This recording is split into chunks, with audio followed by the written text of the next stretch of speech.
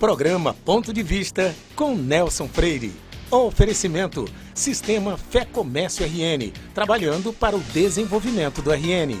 Consórcio Eldorado, seu sonho sem juros. Ligue 4008-6868. Unifacex, a única universidade do RN com IGC4. Sicredi, gente que coopera, cresce. Incor, experiência que faz história. Realize, otimizando resultados para a sua empresa.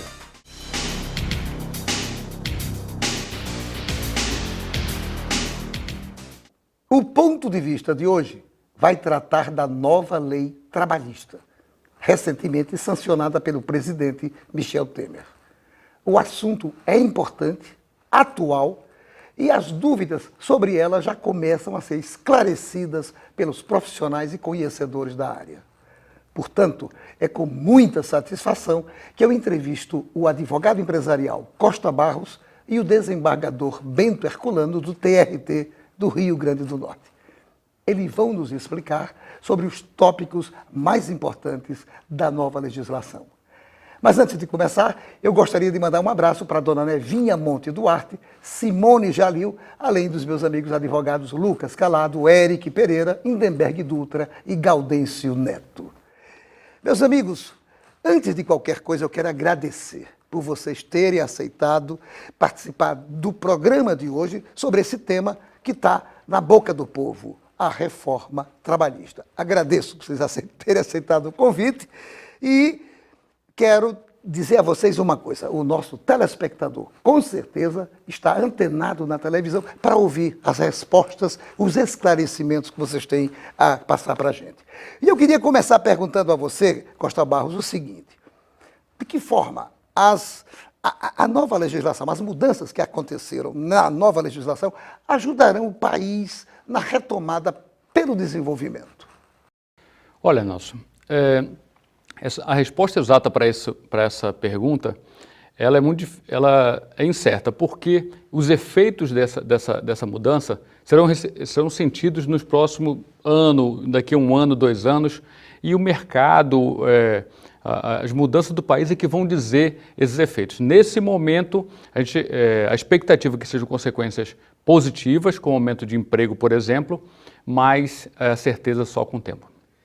Bento Herculano, é verdade que o trabalhador não perdeu nenhum direito com a reforma? Primeiro, obrigado pelo convite, é uma satisfação. Como toda obra humana, né, a reforma ela é imperfeita. Tem coisas boas, eu acho que era necessária uma reforma, embora me permita aqui discordar do ministro Costa Barros, porque o que gera emprego, não tenho dúvida alguma, não é reforma trabalhista, é crescimento econômico. Uma reforma trabalhista por si só não vai gerar um emprego sequer.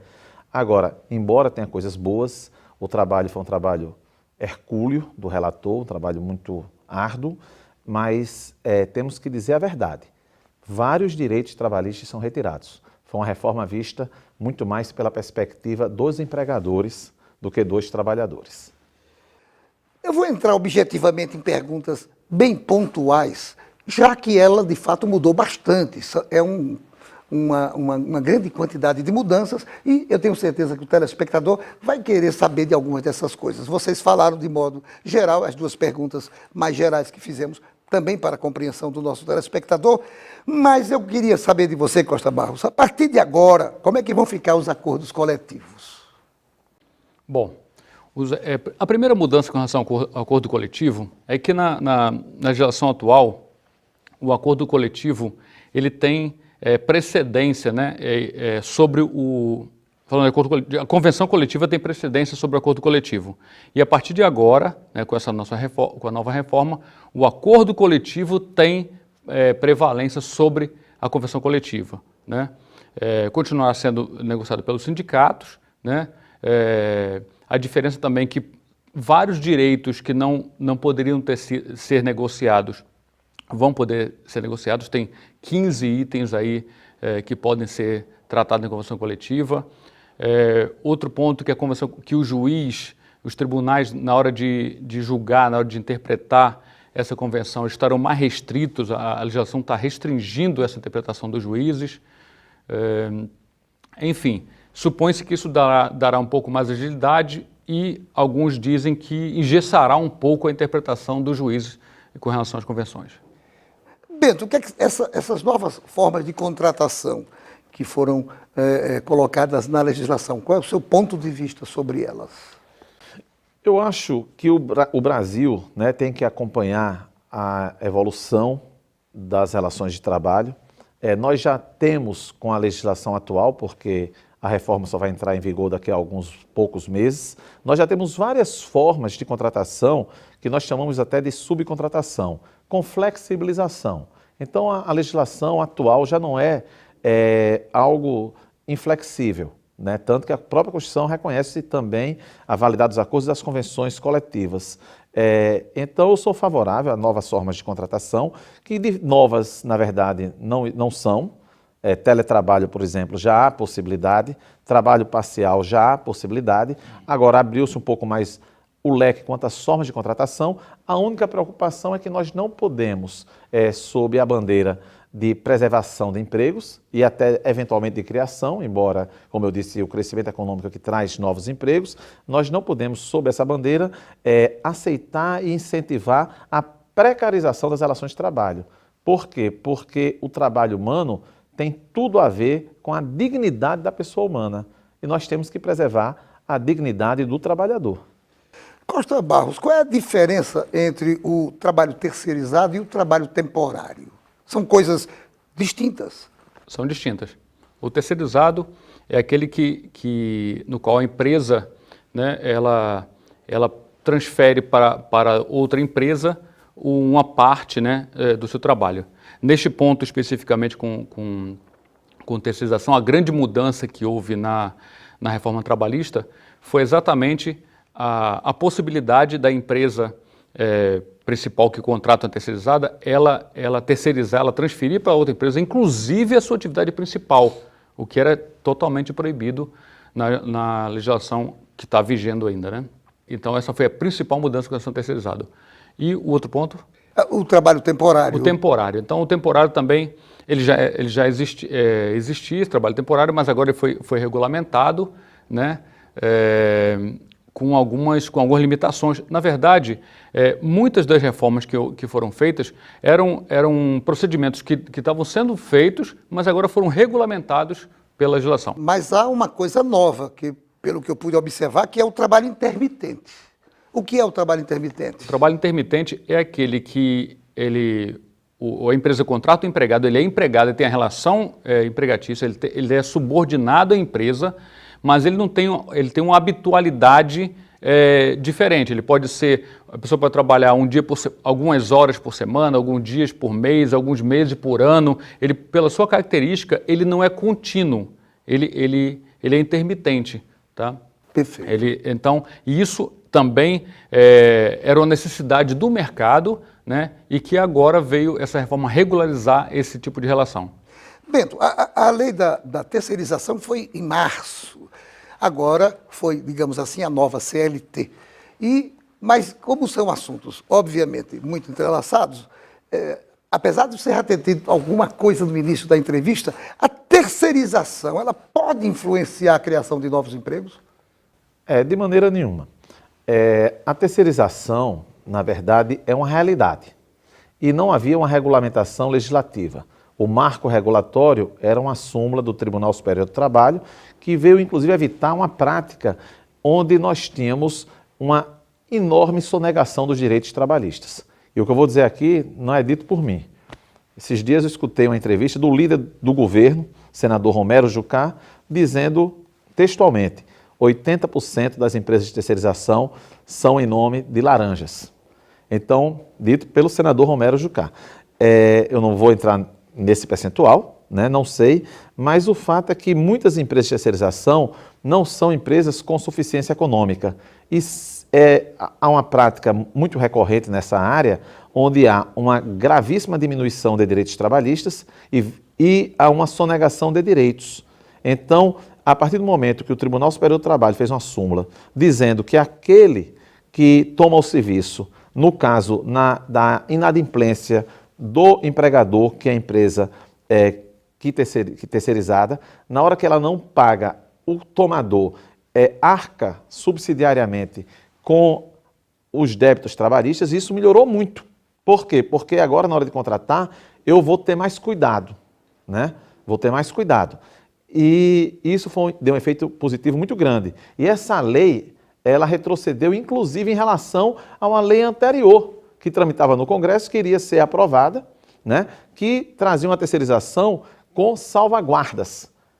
Um dos maiores incentivadores da reforma trabalhista é o presidente do TST, ministro Ives Gandra. Então, vou aqui citar uma afirmação dele, né? Ele próprio disse que, em relação à terceirização, nem ele aprovaria uma lei tão sem salvaguardas. E essa é a preocupação, é que nós tenhamos salvaguardas, porque tem que ter um equilíbrio entre capital e trabalho. E se a legislação, e é verdade, em alguns pontos, ela favorecia excessivamente, e eram poucos pontos, né? Porque no contexto você tem que proteger o mais fraco realmente, ela protegia eventualmente de maneira excessiva o trabalhador, a gente não pode ter agora uma legislação inversa, com a proteção justamente do mais forte. E a terceirização é um dos pontos que precisa haver, eu digo, uma virtude, né? Isso está em Aristóteles, a virtude está no meio. Então temos que ter algo equilibrado, né? Esse é o recado, é o equilíbrio, né? Entre empregado e empregador. Inclusive, é o grande ensinamento do próprio Buda também, que é algo muito assemelhado à questão do equilíbrio. Costa Barros, a terceirização, ela pode acontecer, ela pode ser aplicada em qualquer atividade dentro da empresa, ou ela é específica para algum tipo de função? Bom, Nelson, como eu estava dizendo, né? Então, a partir dessa reforma, né, a partir da entrada em vigor, será possível terceirizar, inclusive, a atividade principal da empresa, né? Isso era totalmente proibido na norma anterior. Então, agora, com essa nova realidade, que vão se construir jurisprudências, né? Os juízes nos tribunais vão começar a construir um entendimento na prática do que será, do que não será possível. Mas a norma está dizendo inclusive principal. Se inclusive principal significa ampla possibilidade de terceirização. Uma coisa bem rapidinho que eu queria que você me dissesse, o tempo de duração do trabalho temporário, a gente falou do trabalho temporário há pouco tempo, mas exatamente o tempo de duração do trabalho temporário, qual é na nova lei? Na nova lei, nós temos, me parece que são 30 horas semanais, né, de acordo com a nova lei, podendo, nesse caso, não teria hora extra, ou então 26 horas, podendo ter mais 6 horas de horas extras. Perfeito. Bento, o que é que acontece? Essa é da sua praia. O que é que acontece se o empregador mantiver seu empregado sem ter o registro? O que é que vai acontecer com esse empregador? Nesse ponto até a reforma, uma das coisas boas da reforma, porque já há uma ilicitude, né, você não registrar os empregados. E os dados estatísticos do IBGE são alarmantes. Por isso que eu digo muito em sala de aula. Lá na universidade eu ensino Direito do Trabalho 1, então é o primeiro contato com os alunos. Tem bandido e mocinho nas duas posições, tanto do lado de empregados como do lado de empregadores, né? Tem gente bem intencionada e gente que não é bem intencionada. Mas 50% dos empregados brasileiros não têm a sua carteira de trabalho assinada. E na nova lei existe uma maior penalização, o que é um elogio, né, que isso veio do relator da reforma, é um elogio a ser disciplinado, porque a gente precisa da formalização, né? Vejam só, o que mostra às vezes o contraponto ao que se fala. Quando nós tivemos recentemente a ampliação dos direitos dos empregados domésticos, o que é que se disse em todo canto? Deu-se direitos, agora vai se gerar desemprego. Pelo contrário, está aí o IBGE. Ampliou-se a empregabilidade e a formalização do emprego doméstico. Nós tivemos recentemente a ex-presidente Dilma desonerando mais de 30 setores da economia as folhas de pagamento. Com que argumento? Vamos diminuir o custo do trabalho e vai aumentar o emprego. Quantos empregos foram criados? Ela própria disse que se arrependeu drasticamente. Não se criou um emprego sequer foi criado com a desoneração. Por isso que muitas coisas são mitos, as coisas são passadas de maneira distorcida, né? Como eu vou repetir aqui, o que traz fundamentalmente emprego é crescimento econômico. O Brasil crescendo e nós torcemos que cresça. Claro, uma reforma trabalhista pode trazer um ambiente um pouco mais saudável e era necessária a reforma, né? Agora a gente precisa justamente desse equilíbrio. Antes da gente ir para o segundo bloco, você falou no relator, e eu quero aproveitar também o final deste primeiro momento, parabenizando o deputado Rogério Marinho, que ele, na minha avaliação, foi um grande relator, fez um trabalho muito bacana, e eu quero aproveitar também para mandar um abraço para ele. Mas não saia daí, a gente volta já já para o segundo bloco. Programa Ponto de Vista com Nelson Freire. Fazemos juntos. Primeiro por instinto e depois, quem sabe, por amizade, por carinho e também por tradição, por amor, por você e por cada um de nós. Fazer juntos, porque gente que coopera, cresce.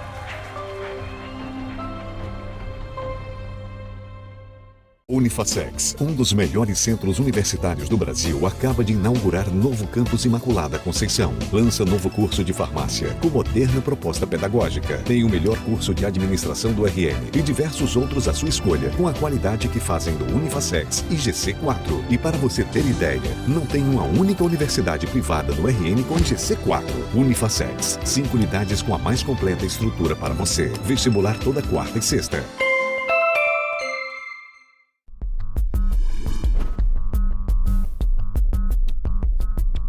Com uma infraestrutura moderna, o Senac oferece mais de 30 opções de cursos no segmento de saúde.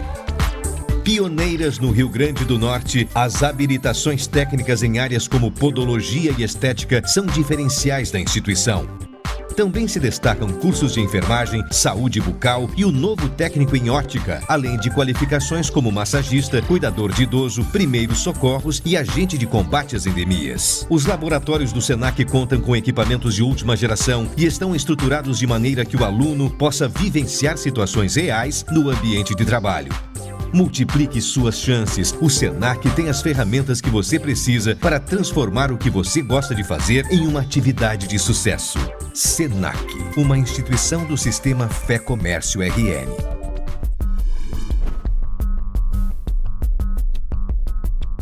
Seu papel é estudar. O nosso é tornar possível seus estudos. Seu papel é dirigir com responsabilidade. O nosso é tornar possível o seu carro. Seu papel é decidir viver junto para sempre. O nosso é tornar possível o futuro de vocês dois. Seu papel é amar seus filhos. O nosso é tornar possível o lar da sua família.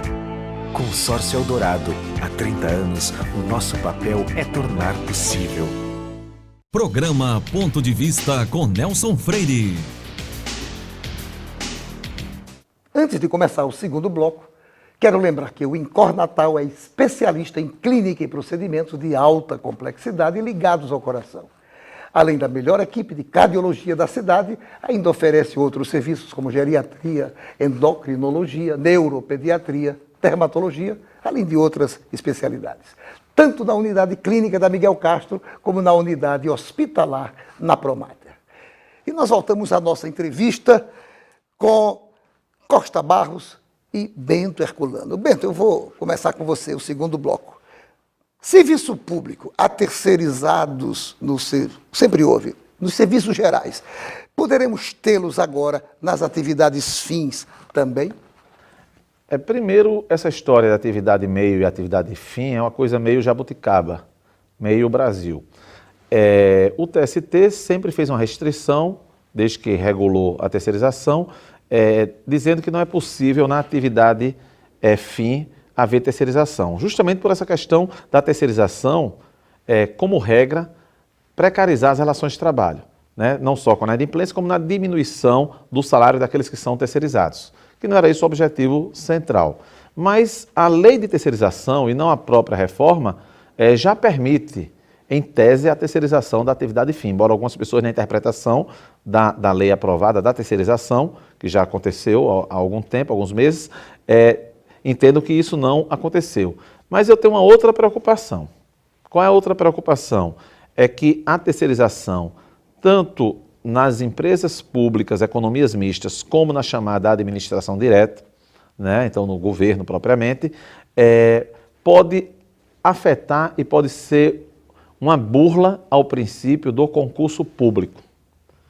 E nós gostemos ou não gostemos do serviço público, né, sejamos contra ou a favor até da estabilidade do servidor público, mas um fato é inegável, é que o emprego público é a maneira melhor para a investidura em emprego e em cargo público, né? Então vai ao encontro da questão da moralidade. E se nós queremos moralidade, temos que prestigiar o emprego público e temos que vigiar de forma que a terceirização não viole o princípio do concurso público, não seja uma burla. Agora, ela é uma realidade, né? E a terceirização, às vezes, ela traz até mais qualidade para o serviço público, não que você seja contra, mas me parece que no serviço público propriamente, ela tem mais a ver com as chamadas atividades meio e não com as atividades fins, né? Imagine,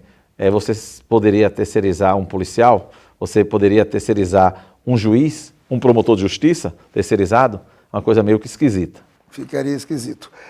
Costa Barros, o que você acha do teletrabalho, que alguns chamam de home office, um nome bonito em inglês, mas na verdade está no texto, é teletrabalho. O que você acha disso?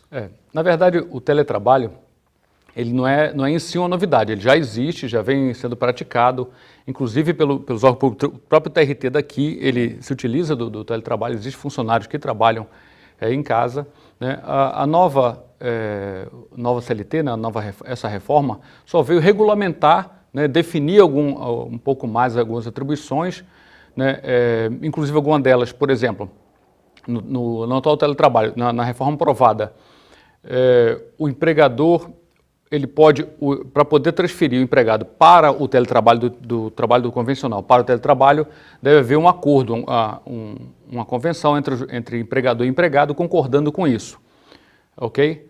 E para retornar ele do teletrabalho para a empresa, já não tem acordo, é uma decisão unilateral do empregador da empresa de voltá-lo, né, comunicando com 15 dias para ele retornar ao trabalho. Então, são normas que não existiam, mas a atividade em si já existia. Bento, como é que ficam os acordos e convenções coletivas? Eles passam a ter força de lei? A legislação atual já dizem isso. A Constituição, no artigo 7º, já diz o reconhecimento, né, a validade dos acordos e as convenções coletivas. Agora, o princípio do direito de trabalho em relação às normas legais é da irrenunciabilidade, da indisponibilidade. Porque, claro, se você não tiver essa proteção ao que está na lei, não haverá efetividade do direito trabalhista, porque o empregador, ele na hora que contrata o empregado, ele tem a condição de impor. Nós sabemos que nem 1% dos empregados, talvez 0,1%, vai negociar cláusulas contratuais. O contrato de trabalho é um contrato de adesão. O empregador diz, eu quero assim, aceita ou não aceita? Então, por isso mesmo é que nós temos esse princípio da irrenunciabilidade. Agora, claro, temos algumas coisas que estão na Constituição, isso, né, a reforma modificou, até porque há uma hierarquia, não poderia revogar a Constituição Federal, então o que está na Constituição permanece, e o próprio Supremo Tribunal Federal já vinha reconhecendo essa força dos acordos e das convenções coletivas, né, que esse, inclusive, é o eixo central de uma reforma trabalhista que há 30 anos já se pregava. Sempre isso. É a transposição, a mudança do sistema da prevalência da legislação para a prevalência da negociação. Assim, o que se tem que cuidar é que a negociação coletiva tem a condição, em tese, de proteger os trabalhadores que têm o seu sindicato atuando na sua defesa, porque individualmente ele não tem como se defender. E a reforma, em alguns pontos, transfere para o acordo individual. E o acordo individual, a gente sabe que não há uma negociação. Então vai valer o que empregado e empregadores acertarem. E aí a nossa preocupação, porque o que eles acertam não é negociação, é imposição do empregador. E a gente não pode ter, mais uma vez, uma relação desequilibrada em favor do mais forte. Costa Barros, o que mudou na jornada do trabalho? Ela pode ser negociada? Eu queria também ver com você a questão do intervalo e o que é hora itinere. Nelson, primeiro eu gostaria de só complementar um pouco a resposta do desembargador Bento Herculano com relação a... Você falou dessa parte da da negociação coletiva, né? Da hierarquia da antes a convenção coletiva, que ela é para toda categoria, o acordo coletivo vincula uma empresa e seus empregados, né? E antes a convenção se sobrepunha o acordo, certo? Como o Dr. Bento falou agora, existem casos em que a negociação individual se sobrepõe ao próprio acordo coletivo e à convenção coletiva, desde que o empregado tenha nível superior e ganhe salário superior ao dobro do piso da Previdência Social. Então, isso é uma novidade realmente que vai afetar muito as relações de trabalho, né? Um acordo individual de trabalho se sobrepõe a um acordo coletivo e a uma convenção coletiva, com todas as precauções que o Dr. Bento já comentou. Com relação à jornada de trabalho, realmente vai haver maior flexibilidade dela, podendo ser objeto de negociação em acordo coletivo, né, com a própria empresa, e em convenção coletiva com a própria categoria, né, e haverá mais flexibilidade, mais possibilidade de criação, banco de horas, né, que pode ser regulamentado através de acordo de convenção, como também já podia, mas enfim, haverá mais flexibilidade. Com relação às horas in itinere, essas horas são exatamente o tempo de trajeto, né, do empregado para a empresa, geralmente quando a empresa fornece um ônibus, né, fornece o transporte naqueles locais de difícil acesso, que não são servidos por transporte regular. Então essas horas antes, ou melhor, atualmente, né, até a vigência da reforma, elas eram remuneradas como horas extras e a reforma simplesmente extinguiu, né, esse direito. Então, a partir em vigor a reforma, não mais será remunerado como hora de trabalho, né, essa hora de deslocamento do trabalhador até o seu emprego. Bento Herculano, como é que fica a questão das férias e do descanso do trabalhador? Também completando até a questão das horas in itinere, é um dos pontos que, claramente, pela resposta do ministro Costa Barros, se mostra que houve a retirada de um direito trabalhista, no que até eu concordo com o relator. Acho que o deputado Rogério Marinho foi inteligente em assim fazê-lo, porque estava mais atrapalhando do que ajudando, né? E o Supremo recentemente já tinha dito, quando uma convenção coletiva ou um acordo coletivo, vejam, coisas coletivas, diziam que não haveria de se contar na jornada esse tempo de deslocamento, isso teria validade e não era para se contar. Como também, de fato, em relação às férias, né, e ao descanso, duas coisas muito boas que vieram com a reforma, né, coisas pontuais. As férias podendo ser fracionadas em 3 períodos, e não em apenas 2 períodos, mas havendo um limite mínimo para um dos períodos, salvo engano, de 14 dias, uma coisa muito boa. E a jornada, o intervalo de 1 hora, vai passar a ser de 30 minutos, o que é muito bom, porque às vezes esse tempo de 1 hora atrapalha o empregado. É melhor ele só ficar 30 minutos e sair mais cedo para casa. É um dos temas até, Nelson, a gente vai realizar aqui em Natal, a Academia Brasileira de Direito do Trabalho, um seminário sobre a reforma trabalhista, agora dias 17 e 18 de agosto, e todos os temas principais serão focados, vários ministros do TST, desembargadores, todos os professores, né, são condição para participar do evento, são professores universitários. Vai ser quando esse evento? Vai ser dias 17 e 18 de agosto, agora no Teatro Riachuelo, vai ser o primeiro grande evento sobre a reforma trabalhista no Brasil. Eu até pediria que a técnica, por gentileza, colocasse aqui embaixo do televisor exatamente a data, filma o seminário Reforma Trabalhista e a data que exatamente vai acontecer, para o nosso telespectador tomar conhecimento. E como é que faz a inscrição?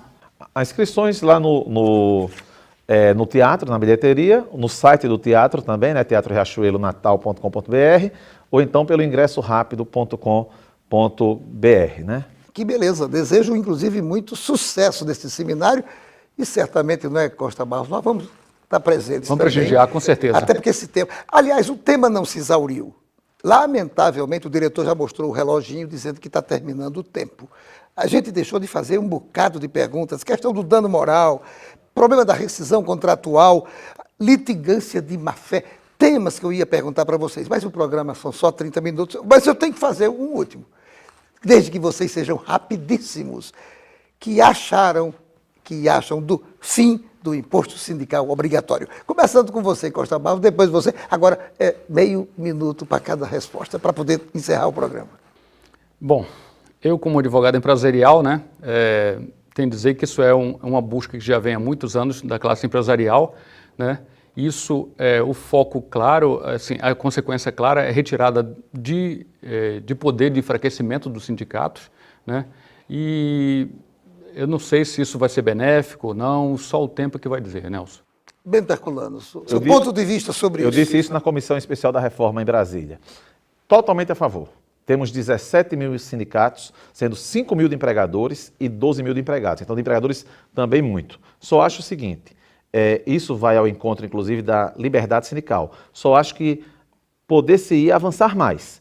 E se estamos tirando na carne, principalmente dos trabalhadores, das entidades de trabalhadores, e eu sou totalmente a favor, acho que poderíamos avançar um pouco mais. Para desonerar a folha, poderíamos tornar, a turma, muitos amigos não vão gostar do que eu vou dizer, mas nós poderíamos tornar facultativa também a contribuição para o Sistema S, que é um valor muito maior. E os empregadores não estão preocupados com o fim do imposto sindical, porque as entidades de empregadores, porque o grande montante financeiro vem do Sistema S, né? Então, acho que seria um outro passo, mas é uma questão constitucional, não poderia ser também na reforma trabalhista, né? Para cortarmos nas duas carnes, e não só em uma delas. Significa dizer que ainda haverá no futuro, obviamente, como em tudo que é feito, oportunidade de se melhorar o que foi feito. O que é importante é que tem que começar. E teve um começo, e agora é que a gente começa a avaliar as coisas, os lados bons e os lados ruins dessa reforma. Mas ainda bem que ela chegou, porque de fato é algo que já melhora um pouco, até porque a nossa antiga CLT era muito velhinha, já estava fazendo quase 100 anos. Eu quero agradecer a vocês, lamentavelmente não dá tempo mais para coisa alguma, renovo os agradecimentos e quero dizer a você, meu amigo, minha amiga, telespectador, telespectadora, muito obrigado pela sua audiência. E a certeza de que no próximo Ponto de Vista traremos outro assunto do seu interesse. Programa Ponto de Vista com Nelson Freire. Oferecimento Sistema Fé Comércio RN, trabalhando para o desenvolvimento do RN. Consórcio Eldorado, seu sonho sem juros. Ligue 4008-6868. Unifacex, a única universidade do RN com IGC4. Sicredi, gente que coopera, cresce. Incor, experiência que faz história. Realize, otimizando resultados para a sua empresa.